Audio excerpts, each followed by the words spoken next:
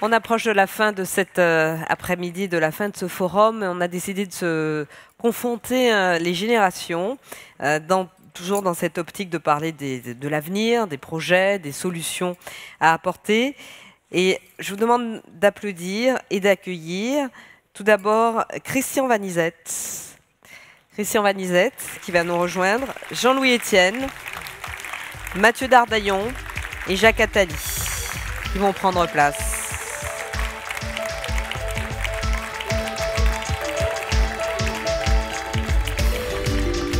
Alors, dans l'ordre d'apparition, Christian Vanizette a créé le réseau Make Sense qui rassemble des milliers de jeunes et avec eux, il organise des hold-up. Donc, il va nous expliquer en quoi ça consiste, mais des vrais hold-up. Ensuite, Jean-Louis Etienne, évidemment, ses combats pour la préservation des pôles sont connus. Jean-Louis Etienne, l'explorateur, faut-il le présenter. Son dernier défi, c'est d'élaborer un bateau vertical, autonome énergétiquement, non polluant. Un bateau qui sera également un centre de recherche. Jean-Louis Etienne, qui est également le fondateur de PolarPod. Mathieu Dardaillon, fondateur de Ticket for Change. Vous avez organisé un tour de France des entrepreneurs sociaux. Vous êtes jeune, ça se voit, mais surtout vous avez entraîné avec vous des milliers et des milliers de jeunes. Et puis évidemment Jacques Attali, président du groupe Planète Finance et du Positive Economy Forum. C'est grâce à lui qu'on est tous là. Alors messieurs, vous allez échanger les uns les autres. Je vais, comme on n'a pas énormément de temps, arbitrer un peu.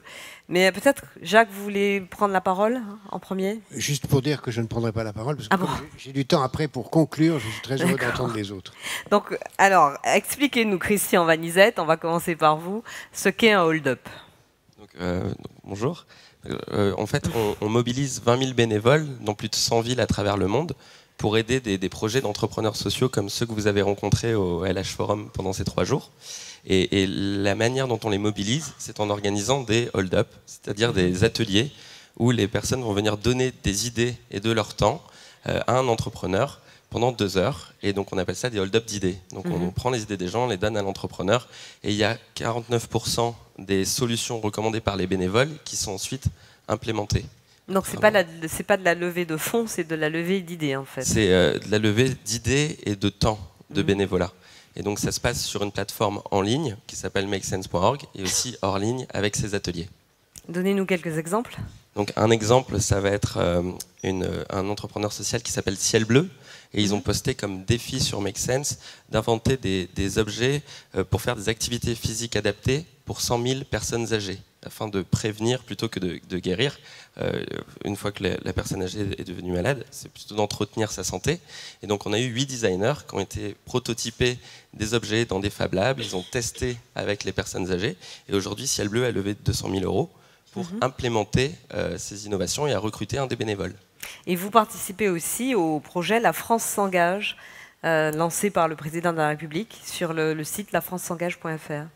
Là, c'est plutôt un appel vraiment à tous les gens dans la salle qui ont des projets d'innovation sociale.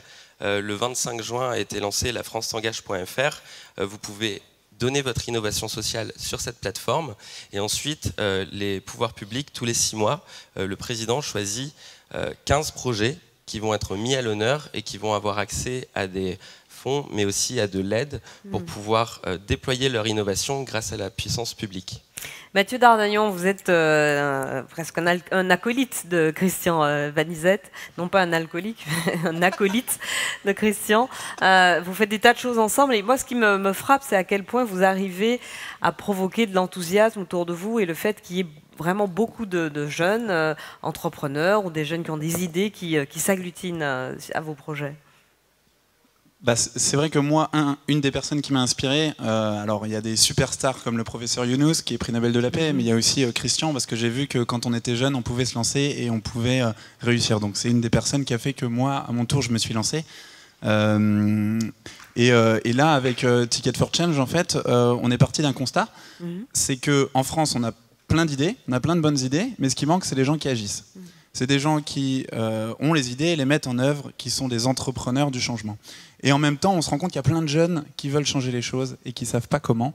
Et on s'adresse à ces jeunes-là qui veulent changer le monde et malheureusement, ils n'ont pas d'idées, ils n'ont pas un déclic, ils n'ont pas le bon coéquipier, ils ont besoin d'un coup de pouce. Alors par exemple, on va être très concret. Alors moi, je ne peux pas me prendre un exemple, je suis plus jeune, mais un jeune, on imagine, a une idée, il a envie de la faire financer, de réaliser une étude de projet, de savoir quel débouché il peut s'adresser à vous. Alors même nous, on est en amont, on s'adresse à ceux qui n'ont pas d'idée et on essaie de leur en donner, ou qu'ils les trouvent eux-mêmes. Concrètement, ce qu'on a organisé en 2014, c'est quelque chose qui n'a jamais existé dans notre pays, c'est un tour de France pour aider des jeunes à se demander ce qu'ils pouvaient faire pour leur pays plutôt que se demander ce que leur pays pouvait faire pour eux. Donc on en a sélectionné 50, il y avait 400 candidats, ils sont partis à la rencontre de 40 pionniers, il y avait Jacques Attali, il y avait Christian aussi, Vanizette, dans 6 villes de France, pour capter de l'inspiration, pour mieux se découvrir leurs talents, leurs passions, pour identifier les problèmes qui les indignent dans le monde, et puis pour les transformer en solutions. En idée, en création de projets d'entreprise sociale. Et donc ça a duré 12 jours, c'était du 26 août au 6 septembre. Et là, notre enjeu, c'est de les accompagner pour qu'ils passent à l'action et qu'ils aient de l'impact, qu'ils créent de l'emploi et que ça devienne leur métier à temps plein. Est-ce que vous avez des exemples là aussi à nous donner ? Alors pour donner peut-être 3 exemples, 3 lauréats de ce premier Tour de France. Le premier, c'est Chris, il utilise des imprimantes 3D au service des aveugles, donc pour leur aider à se figurer des œuvres d'art dans des musées. Le deuxième, c'est Félix, qui crée des ponts entre les entreprises et les associations, où il invente un concept où 5 jours par semaine, un stagiaire pourra travailler... Enfin, un stagiaire travaille 5 jours par semaine, il pourrait travailler 4 jours en entreprise et 1 jour en association. Comme ça permet de créer de la porosité entre l'entreprise et l'association et de mettre de l'innovation sociale au sein des entreprises. Et enfin, une troisième idée, c'est Monica et Sarah, qui sont issus de la diversité, qui ont eu la chance de faire des grandes écoles et qui ont envie de valoriser des exemples de réussite dans les cités pour faire passer le message que c'est possible de réussir et de valoriser ça par les médias. Jean-Louis Etienne, l'objet de ce regroupement, cette petite discussion entre nous, c'est la transmission entre les générations. Vous travaillez sur un projet très innovant dont vous allez nous parler. Est-ce que dans l'élaboration de ce projet, vous avez affaire à de jeunes entrepreneurs, à des start-up comme ça, sur des niches très précises dans les nouvelles technologies ? Oui, je croise beaucoup de jeunes qui viennent me voir, qui ont une idée, qui veulent que je les parraine. Et la première chose que je leur dis, vous avez la chance d'avoir une idée. C'est pas tous les jours qu'on a une idée. Donc vous avez la chance d'avoir une idée qui vous tient. Je dis à partir de ce moment-là, il va falloir ne pas attendre qu'on vienne la mûrir pour vous. Partez à l'assaut. Mettez les radars dehors, captez tout ce qui va pouvoir l'enrichir. Et surtout, dans tout projet, nous on est là parce qu'on a réussi nos choses, c'est la persévérance. Parce que quoi que l'on entreprenne dans la vie, on est porté par une idée à un moment donné, donc on est porté par cette idée, c'est bien, puis on va se rendre compte qu'il y a de la concurrence, il y a d'autres idées, on n'est pas tout seul, ça devient compliqué, et il y a des seuils à passer dans l'accomplissement de ces choses-là. Et donc c'est ce que je leur dis, tenez, quand vous avez envie d'abandonner, passez ce seuil, vous allez changer de niveau de compétence, rencontrer quelqu'un, une association qui va vous aider, et hop, vous allez de nouveau gagner un palier. Et l'existence, ce n'est fait que ça, c'est des franchissements de seuil pour arriver à maturer son projet, mais surtout de la persévérance, parce qu'une idée qui vous a porté à un moment donné, qui n'est pas réalisée, ça reste comme une frustration. Et on ne peut pas construire sa vie sur des frustrations de rêves inachevés. Et donc si vous avez décidé, effectivement ça vaut le coup, mais persévérez et entourez-vous de spécialistes pour passer les seuils. Mais en même temps, Jacques Attali, est-ce que la France est un pays, puisqu'on accuse beaucoup la France de ne pas aider, de ne pas aimer sa jeunesse, est-ce que la France est un pays où l'on transmet, où ceux qui ont le pouvoir exécutif dans les entreprises par exemple, qui peuvent ouvrir des portes, qui ont le carnet d'adresses, transmettent et aident les jeunes qui viennent les solliciter? D'expérience que les statistiques montrent que la France est un pays extraordinairement inégalitaire et en particulier inégalitaire dans la transmission. Non pas d'ailleurs, comme on le croit trop souvent, seulement inégalitaire au sens où les riches transmettent à leurs enfants riches, mais où il y a ce qu'on appelle un délit d'initié culturel, où ceux qui ont accès à la culture le transmettent qu'à leurs enfants et créent un réseau de ce genre. Pour ça, la moitié des élèves de grandes écoles ont un père ingénieur et une mère professeur, plus encore si on met où. Et donc c'est là le réseau de la transmission qui est terrible, ce qui fait que tous ceux qui ne sont pas dans cet univers n'y passent pas. Mais plus largement, je voudrais peut-être prendre le contre-pied de parce que j'aime bien me contredire moi-même, c'est la meilleure façon d'avancer.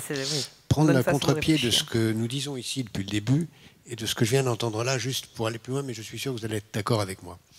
en vous entendant faire l'apologie d'avoir des idées, de créer, de le développer, chose que je développe aussi moi-même et qui est au cœur de notre action ici, je voudrais qu'on ait conscience du fait qu'il serait infiniment dangereux de remplacer la dictature du classement dans les notes dans les écoles par la dictature de « ayez des idées ». Il n'y a rien de plus terrible que de mettre quelqu'un avec un projecteur dans la tête et en lui disant « ayez une idée ». Et si vous n'en avez pas, vous êtes nul, vous êtes mort, vous êtes aussi mis au banc de la société que si vous êtes dernier de la classe. Ça, c'est terrible. Il ne faut pas demander aux gens d'avoir des idées. Ce n'est pas le sujet. C'est pas le sujet. Il faut leur demander de se trouver. Et si se trouver, c'est pas avoir des idées, c'est simplement de vivre soi-même une vie telle qu'on l'entend, de savoir vraiment ce qu'on veut devenir, très bien comme ça. Peut-être que l'idée qu'on doit avoir, c'est pas forcément une idée marchande, c'est peut-être une idée d'association, c'est peut-être pas d'idée du tout. Donc il faut éviter de remplacer la dictature de la compétition par la dictature de la créativité. Mais il faut Même si la créativité est fondamentale, absolument fondamentale. Mais ce qui est le plus important, c'est se trouver soi-même. Mais il faut du temps pour se trouver soi-même. Il faut avoir vécu un certain nombre d'épreuves pour savoir qui on est vraiment. Jean-Louis Etienne, ça fait longtemps.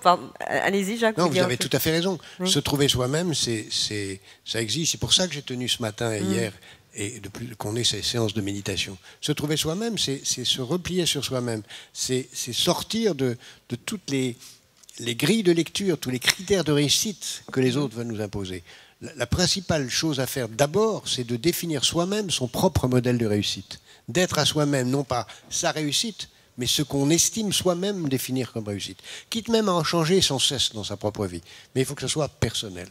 Et de ce point de vue, vous avez raison, ça passe par une série d'expériences. Et tout l'avantage de la transmission, tout l'avantage de toute la richesse accumulée, des savoirs, des procédures, c'est qu'on peut transmettre ça. Toutes les sagesses ont transmis ces processus à la fois de méditation et de découverte de soi. Jean-Louis Etienne, il y a longtemps que vous menez des combats, que vous poursuivez des idées, des rêves. Alors, je vous retourne la question de Jacques Attali. Est-ce que vous vous êtes trouvé? C'est un parcours de toute une vie. L'expérience, c'est une lanterne qu'on a dans le dos et qui éclaire le chemin parcouru. Et en fait, quand je me retourne sur mon chemin parcouru, je me rends compte que j'ai fait des S, effectivement, mais je suis resté fidèle à quelque chose que j'avais envie, un rêve originel. J'avais envie, la France avait l'Empire à un moment donné, donc on avait un magazine qui s'appelait L'Illustration, qui était le National Geographic français, où il y avait toutes ces images de caravanes, de porteurs, d'ingénieurs qu'on envoyait partout, et je rêvais de cette exploration. Et j'ai eu un parcours particulier, j'ai commencé par un CAP d'ajusteur, vous voyez, je suis tourneur-fraiseur, puis ensuite j'ai fait médecine, puis chirurgie, et puis j'ai été médecin d'expédition, et j'ai trouvé quelque chose que j'avais envie de faire, et j'ai commencé à organiser mes propres expéditions sur le terrain, et je me rends compte que ça correspond à une envie profonde que j'avais depuis longtemps, et c'est important de rester fidèle à quelque chose qui est une racine personnelle profonde qu'il faut cultiver. Oui. Parlez-nous quand même un petit peu de votre projet de bateau vertical. C'est un navire vertical, c'est un peu particulier. Si vous voulez, un navire normalement est posé sur la zone de conflit. La zone de conflit entre l'air et l'océan, c'est-à-dire sur les vagues, là où ça bouge.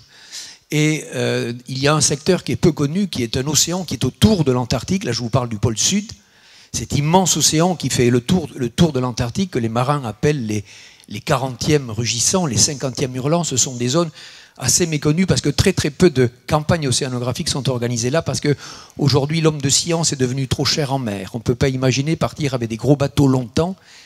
Et donc je me suis dit quel type de bateau on pouvait inventer pour séjourner sur cet océan qui est difficile, en amenant des solutions de confort et de sécurité à quelques chercheurs qui feraient de la mesure, parce que toutes les publications sur cet océan se terminent toujours pareil, on manque de mesures in situ.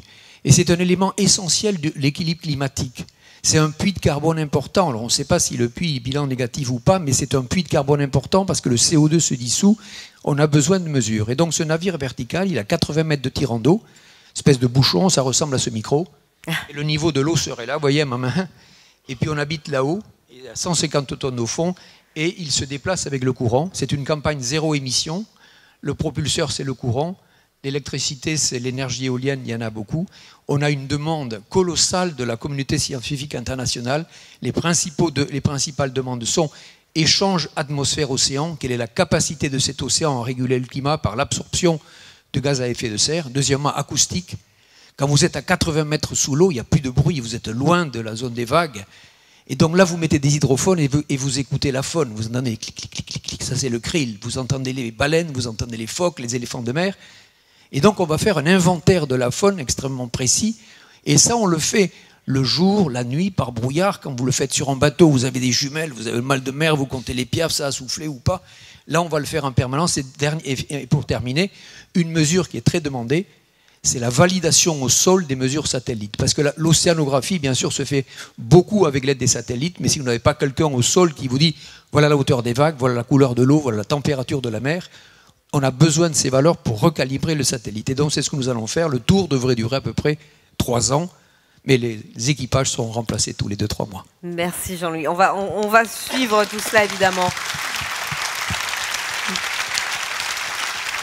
Mathieu Dardaillon, Christian Vanizette, 30 secondes chacun pour nous dire ce que vous retirez de ce que vous avez entendu là. Vous ne vous êtes peut-être pas encore trouvé, je ne sais pas, hein, la valeur n'attend pas le nombre des années, mais vous savez où vous voulez aller, vous vous êtes fixé un objectif. Ce que je retiens de cette histoire, c'est que les nouvelles expéditions, maintenant, elles allient un peu de trouver des innovations sociales ou environnementales. C'est pas juste de découvrir des lieux. Je viens de Tahiti, avant c'était découvrir des îles, maintenant c'est d'innover. Et la question du sens est extrêmement importante. Et on a beaucoup de jeunes qui viennent nous voir en tant que bénévoles et qui avant tout, ce qu'ils recherchent dans leur engagement, c'est quel est le sens que je donne à mon action. Et donc je pense qu'il y a vraiment quelque chose qui est en train de changer dans notre génération. C'est ce que vous ressentez aussi, Mathieu ? Complètement, et pour rebondir sur le point de Jacques Attali, pour moi c'est vrai, c'est pas tout d'être entrepreneur social et il ne faut pas faire l'apologie que de ça. Ce qui est important, je pense, c'est devenir entrepreneur de sa vie, c'est-à-dire de prendre en main son destin et de choisir son destin, et donc de choisir si on veut prendre des risques ou moins, en fonction de ses talents, de ses passions, de ses aspirations, de ses moteurs, de ses freins aussi, de trouver sa voie. Et je pense que notre génération, de toute façon, a envie de sens, est en quête de sens, aussi de performance et d'indépendance, et que c'est à chacun de trouver sa propre voie. Eh bien, merci beaucoup. Ça sera très bien pour conclure ce débat. Merci à tous les quatre.